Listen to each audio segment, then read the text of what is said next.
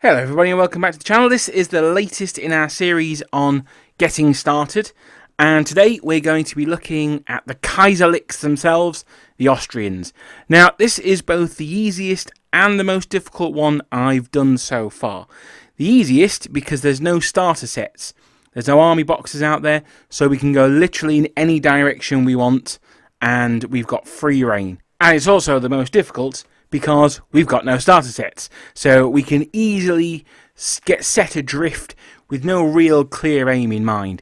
That's not too much of a problem, as we'll see, because the Austrians have a fairly limited roster of units. So hopefully this will give you some ideas on how to get started. Now I should say that before we begin, this is absolutely me not saying this is what you must do to get started, or me saying this is the best way to get started.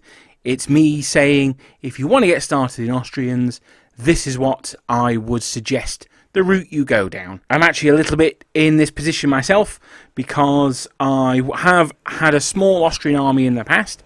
I sold it, and now I'm, getting around to rebuying it again in plastic. If I suggest a figure manufacturer that you don't like, and I ignore one that you do like, then go with the one that you like. Don't just take, my word as gospel, because it absolutely is not. So, as I say, this is just my suggestion. If there's a manufacturer who you prefer or who you don't like that I do recommend, then that's absolutely fine. Go with the ones that you like. At the end of the day, it's your army. Now, the rules are the same as always.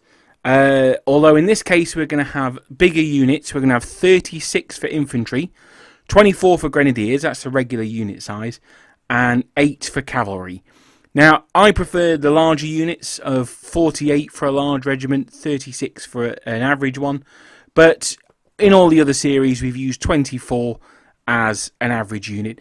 The Austrians, if you've seen the video I did on the Austrian army, they had very big regiments, so pretty much all of our line regiments will be 36 figures, and they'll count as large regiments on the tabletop. As is also the case, I'm going to be assuming that the person who's starting to collect the Austrians isn't brand new to Wargaming. They've either played Games Workshop games in the past, or they've played different historical periods. So I won't be factoring things like glue, paint, tools, etc. And I also won't be factoring the rule books, the Clash of Eagles, or the main Black Powder rulebook either. I'm also not going to be including postage and packaging, because that does vary obviously on where you live. However, on the other flip side, I will be giving the full recommended retail price of sets. There's a lot of third-party sellers out there. The Outpost in Sheffield, which is where I live, my local store, that would be one that I recommend, or Element Games, or Firestorm Games, or if you don't mind waiting, rolling the dice a little bit, you can also try Wayland Games as well. So they all sell cheaper than RRP, but the prices I'll be giving will be straight off the manufacturer's website. Speaking of prices, our budget is £100 from our first monthly paycheck. That's to get the core of the army, and then in our second month's paycheck we're going to have another £100, and that's to add to the first month, maybe get some more of the exciting units in there, things like that. Reinforce the core of the army, basically. The goal is to get an army that in this case isn't necessarily a historical formation, but one that gives a good representation of Napoleonic warfare and allows the player to experience all the different aspects that make Napoleonic warfare so exciting. So, first things first, particularly with the Austrians, we need to select a period within the Napoleonic Wars that we want to collect our army for. Now, Austria changed their army quite a bit over the span of the wars, so it's important at this early stage to work out what we want to go for. Now, the one I'm going to go for, and anyone who's a regular to this channel will not be surprised, I'm going to go for the Danube campaign, the last glory years of Napoleon, and that's 1809. Now, there's another reason I'm going for this campaign as well, and that's because the Austrians were in the halfway through the process of reforming their army when the campaign was launched. So it means that we've got a bit more variation in our troops, and I always think that that looks better on the tabletop. Now, one thing that I do want to point out here is, just because I'm collecting an army that's 1809, please don't think for a second that if someone said, do you want to use some figures for the Battle of Marengo in 1800, that I wouldn't happily use those figures for that as well. They're in a later uniform. I don't care, to be honest. An Austrian is an Austrian. I'd quite happily use him for Marengo. I'd quite happily use him for Austerlitz, the Danube campaign in 1809, and I'd also quite happily use them in 1812 for the invasion of Russia, or afterwards for the invasion of France. So please don't think that by deciding on a specific campaign you're limiting yourself. I honestly don't think that's the case. Now, your mileage may vary on that. You might be a real stickler for the right uniforms, and that's fair enough. But for me, I've got far too many armies, or as it is, without worrying about having them period specifically correct. Now, of all the armies of the Napoleonic period, I don't think any army has benefited as much from the plastic revolution as the Austrians. Those large units that they have were both expensive to buy and super heavy to lug around, especially when they were in lead. So the plastics are great, but there are only two companies that currently make Austrian infantry in plastic, Victrix and the Perrys. Now, both have their advantages and disadvantages. Unfortunately, Victrix go on a set number of figures per more expensive box. So you get 60 figures per box of Victrix for 25 quid. I think it's 60. For the Austrians, it might be slightly fewer because they've got mounted officers. The Perrys, however, they go for, you get a full unit in a box. So that means that for armies like the British that had quite small battalions, Victrix are better value. A box of, it's 25 quid, and there's 54 miniatures in there, so there is 54 in there. And that gets you enough for 2 battalions, plus some spares. That costs 40 quid from the Perrys. Now, countries that have larger units, like the Austrians, the value switches the other way. You're actually better off to get the Perrys, because you'd be spending 25 quid for a battalion with 18 leftover figures, because we're using 36 figures. So for that reason, I'm going to recommend the Perrys to form the core of your army. Now, the Perry Austrians suffer from many of the same problems that the Perry Russians do. Now, that's something that I talked about in that video there. It's the reason why I recommended the Warlord Russians over the Perry ones.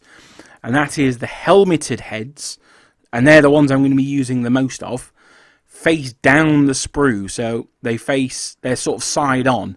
And that means that the mould line is right down the centre of the face, and it's a huge, massive pain in the arse, because you've got to get it off without like cutting off the nose or destroying the lips of the figure. It's an absolute nightmare. But I think in this case, there is a saving that is worth the hassle of doing that. The Perrys do a £50 Austrian regimental deal, they call it, and that knocks £4 off the total of 3 boxes of infantry and gives you a mounted officer who's going to be our brigade commander. Now, I'm going to say right from the off, there is a much, much better deal that the Perrys do. That's the Austrian brigade deal at £115. Not only do you get 6 boxes of infantry and 3 commanders, you also get 2 cannons. Now, I'm not going to recommend that in this video for 2 reasons. One, because it'd be super boring if I did. If part 1, just buy the brigade deal, done. And the second one is that, unfortunately, it's £15 over our limit. So, if you can stretch to the brigade deal, I honestly would highly recommend that one. But for the purposes of this video, we're going to say, we can't afford that extra 15 quid, so we're just going to have to keep on working for that pay rise. And at the moment, we're just going to have to go for the Austrian regimental deal. So that's £50, half of our £100 budget, but we've got a solid core of infantry to go with this. 3 boxes from the Perrys gives us 144 minis, and dividing those up into 36-man battalions, we can see we've got enough for 4 battalions. We've only got 3 commands. Don't worry about that, we'll sort that out a bit later. To go with our infantry, we're going to look for some fire support. And while not particularly numerous, particularly when compared to the French or the Russians, the Austrian artillery was particularly good. It was considered the best in Europe at the start of the period. So we're going to grab 2 packs from the Perrys of AN3 artillery firing 6-pounders. Now that will either give us 1 battery of 2 miniatures, or we can just use 1 miniature to represent the battery, and we've got 2 separate batteries there. It depends on your opponent. I prefer to use 2 guns, but if I was just getting started, I would just use 1. In fact, in one game, I accidentally took the wrong box, so I've actually used an Assyrian 4-horse chariot as a cannon in the past. So don't worry about it. You can either use 2 guns as 1 battery, or just starting out, I'd probably go for 1 gun represents a battery. That gives you 2 batteries. Now at £9.50 each, that's another £19 to add to our 50, leaving us with £31 left to spend. With that £31, we're actually going to switch manufacturer and head to Victrix and grab a box of their Austrian Napoleonic Grenadiers 1798 to 1815. Now I must confess, this is one of my all-time favourite Napoleonic boxes. I absolutely love this box. I can wax lyrical about it for ages. It comes with 56 minis, which include 2 command groups, and has officers both on foot and mounted. So it gives us just enough for 2 battalions with some spares. Remember, the Grenadiers are regular size units, so we're only going to use 24 figures in a battalion of those.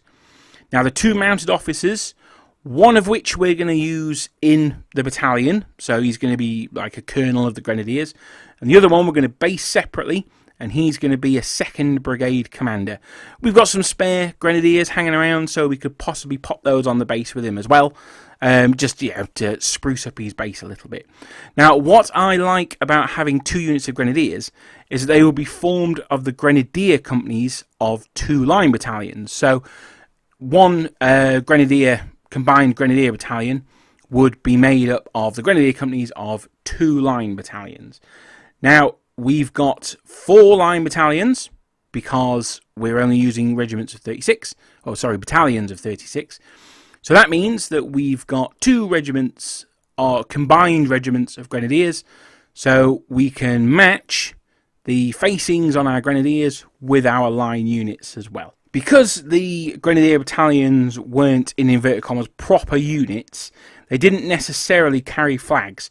So we can use some of the spare standard bearers from the Victrix box, perhaps with a foot officer from the unit that we've put the mounted officer in, to make a command for our 4th Line Infantry Battalion. Now you do get spare helmet heads or shako heads, even in with the Grenadiers as well for the officers. They also wear bicorns as well. So we can actually get those figures and we can mix them in with the Perrys. They're a little bit bigger, but you know, that's fine. If we could always use the Grenadier heads to fill out the rest of the unit, and just say that they're, you know, a few Grenadiers that hang out with the battalion command. Maybe the colonel of that particular battalion was an ex-Grenadier himself, or he likes the Grenadiers, so he selected his colour party from their ranks, something like that. I'm sure you can make something up. So, we've got our 6 battalions of infantry. Now we're going to need some bases for them. Now, Perry miniatures do actually come with bases, but they're a little small for what I prefer. They have 15mm frontage, whereas I prefer a 20mm frontage. If we're looking at squeezing every penny, we can suck it up and use the bases that we get in the box. There's nothing inherently wrong with them, and we'll have enough spares for the Grenadiers as well. But I'm going to plumb for some 40mm square bases, and we're going to go to war bases for those. Now, because the Austrian units are so big, we're going to need 9 of these 40mm squares per battalion. And as we get 16 to a pack, we'll buy 4 at £1.75 each for a total of £7.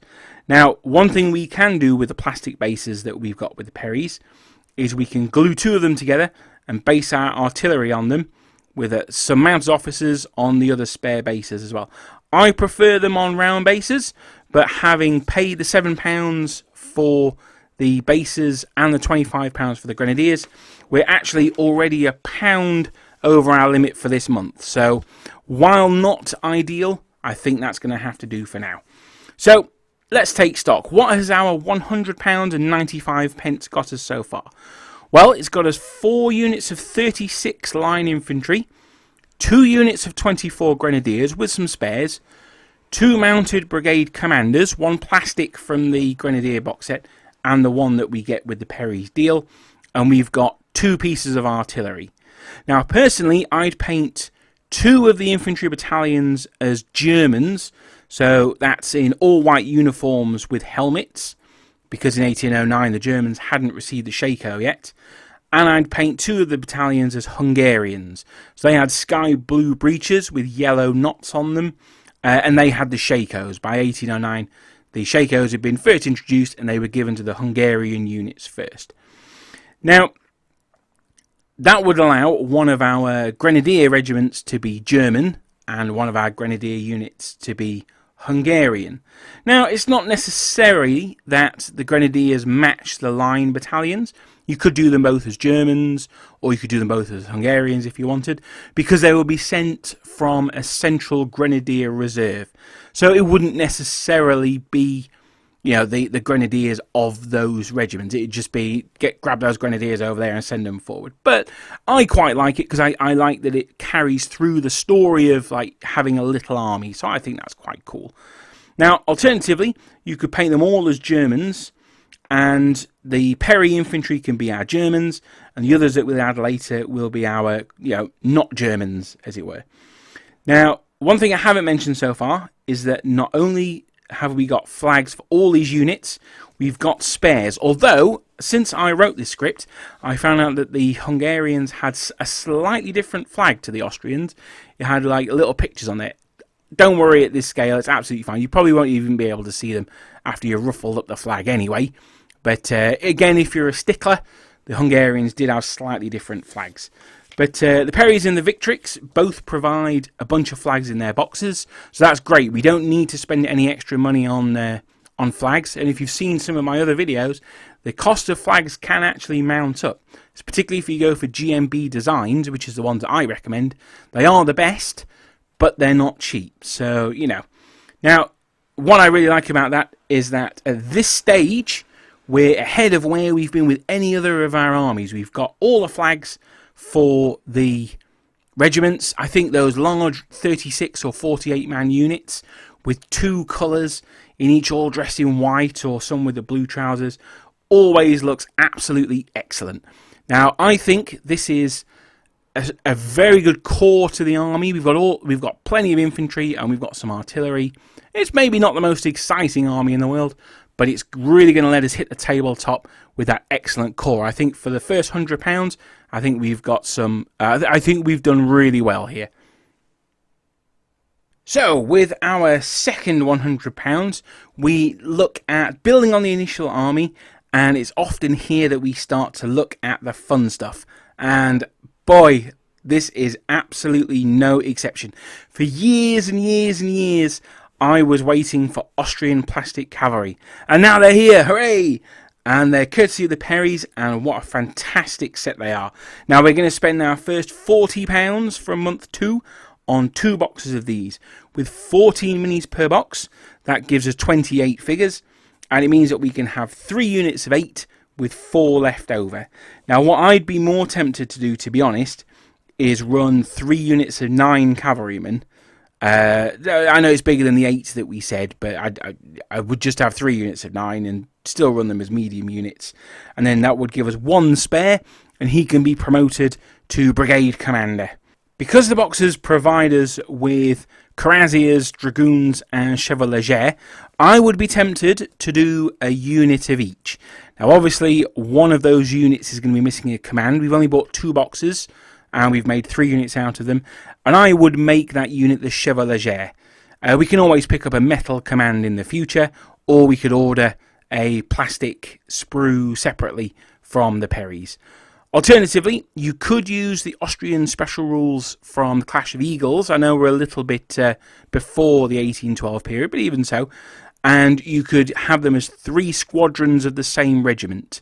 So you could do 3 9-man units of dragoons or of cuirassiers, and just have them as the same regiment, but with 2 command groups. Now, the really nice thing about that is that each regiment had 2 colours. They had the white and the yellow. Again, if you're not sure about this, watch the video on the Austrian army that I did. And so you'd only need 2 command groups there, and then the third one wouldn't necessarily have a colour anyway. Again, these being Perry miniatures, they come with flags in the boxes, and they come with 50mm square bases. And those are the ones that we want. You also get some singles in there as well for that 9th figure.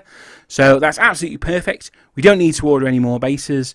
Those 2 boxes, that's £40. Obviously cheaper if you go to a third party. Done and dusted. Bang. Brilliant. Again, just to make you aware, they do a 3-box deal that gets you a free metal brigade commander. That's £60. That's more than I wanted to spend in this video, but if you can spring to the extra 20 quid, it's very good value. I would recommend that as well. So we've got the core of our infantry. We've got our 8 battalions of infantry. We've got our 2 batteries of artillery, and now we've got 3 regiments of cavalry. So we can go for some of the exotic Austrian goodies now. And next up is a box of Austrian Landwehr. Now, this is a bit of a weird one because the Landwehr were raised in 1809, but they weren't really used. They were pretty useless and they didn't see much action, although there were some units that took part in the Battle of Wagram to varying degrees of success. Personally, I'm not a massive fan of the Victrix Landwehr, as they're a little bit too uniformed. They're the same bodies as they use for the line troops, they've just got different heads. But don't worry too much, because we're not going to use them as Landwehr. We're going to paint them as Grenzer, the Austrian border troops. Now, as a bit of an aside, I have changed my thinking on doing majority light infantry units when I've been doing my Ottomans, mainly my Albanians. Rather than have them all as, 24 figures individually skirmishing, what I've changed my mind to do is have half of them in close order, so that would be a colour party and 2 more bases usually, and then I'll have the other half skirmishing on individual bases. Now, the fact that the Landwehr box gives us some march attack and some action poses makes this much easier, and we're going to have a large unit of Grenzer. So we're going to use 36 figures, leaving us with 18 spares, as I'm not going to use the mounted officers that you get in the set here, because I think in like the hilly region of the Balkans where the Grenzers do their thing, I imagine being a mounted officer wouldn't be that useful. I imagine most of them go on foot. So again, we can either use these mounted officers in our other units, or we can use them as cheeky brigade commanders. As to the 18 spares, well, we had some leftovers from the grenadiers. Now, this number of leftover grenadiers will vary on if you've used them on your command bases or not. But let's stick with, say, 20 people altogether. So wearing the big slouch hat that you get in the box was also a symbol, as well as a Grenzer, it was also the symbol of the Jaeger. And we're going to use the minis to make some Jaeger, particularly the skirmishing ones. Now, one of the iconic things about the Jaeger, though, were their rifles. They weren't necessarily all armed with rifles. Some of them were. So, we're going to head to the Perrys, and we're going to grab an AN-58 Jaeger Command. And that will see us bump up the unit to 24. You get 6 figures in there. And we've got a nice skirmishing command group with rifles. So that's going to be another £7.50 that we add to the £25 that we need to spend on the Victrix Landwehr box. And that takes us to £73.50. So we're in the final straight. We've got just over £25 to spend. So let's take stock. At the moment, we've got 4 battalions of line infantry, 2 battalions of grenadiers, 1 battalion of Grenzer, 1 battalion of Jaeger, 3 regiments of cavalry, 2 pieces of artillery, and 3 or 4 senior commanders. Now, I think that's a pretty good army right there. We've got 8 battalions of infantry and 3 regiments of cavalry. We're a little bit light in artillery, but that's fine, as that was a consistent problem for the Austrians. So, what shall we do with our remaining £26.50? Well, there's 2 options. Well, I say there's 2 options. There's a million different options. But I'm going to present 2 different ones here depending on which direction you want to go in. The first one is to expand our infantry. The backbone of the Austrian army was its infantry, so a box of Victrix Austrian Napoleonic infantry 1806 to 1815 would do us very nicely. These are 24.95 and give us enough for a battalion of 36 guys with 18 figures left over that we can use in future. I recommended that box because that's got the Shako heads in there. And by the campaign of 1809, as I mentioned earlier on, the helmets were being replaced by the Shakos, but only the Hungarians had been switched over. So this would give you a really nice excuse to paint that Hungarian battalion. All your Perrys are German, and then we've got some Victrix Hungarians. So that would be my choice, but we'd have to go over our budget again if we wanted the bases. So I'm going to present an alternative, which is another box of Perry infantry. And again, this gives us another battalion with 12 figures left over. At only £20 RRP, cheaper from other online retailers, this would leave us with £6.50 left over, which we could use to get the 40mm square bases that we need. In this case, 3 packs for £5.25 would take us to £98.75. And that makes up for our overspend in the first month and gives us that 5th battalion of line infantry. And that's it really. It seemed a bit of an anticlimax, to be honest, ending with yet another battalion of infantry. But as an Austrian commander, you'll find that those large battalions of infantry are the muscle, sinew and bones of your army. If you've not seen the Battle of Wagram battle report on the channel, those Austrian infantry battalions in that are just, it was like bashing your head against a brick wall. They're so good. As I said at the beginning, I'm building my Austrians. General Dan, he's also collecting his Austrians as well. So they're going to be a bit of a low priority for me at the moment. But, you know, they're on the back burner. They're being slowly built up. Not as fast as the Russians or the Poles. Those are my main ones. But they're there. They're sort of kicking about with the Ottomans, really. Now, I hope you've enjoyed the ideas I've presented here. As I've said, they are absolutely by no means exhaustive, but they're just presented to give you some suggestions about how to build an army that will give you the some understanding of the 3 elements, the trifecta of Napoleonic gaming: the infantry, the cavalry, and the artillery. But they're very relatively easy to obtain, being from only 2 very popular manufacturers. As always, thank you very much for listening this long.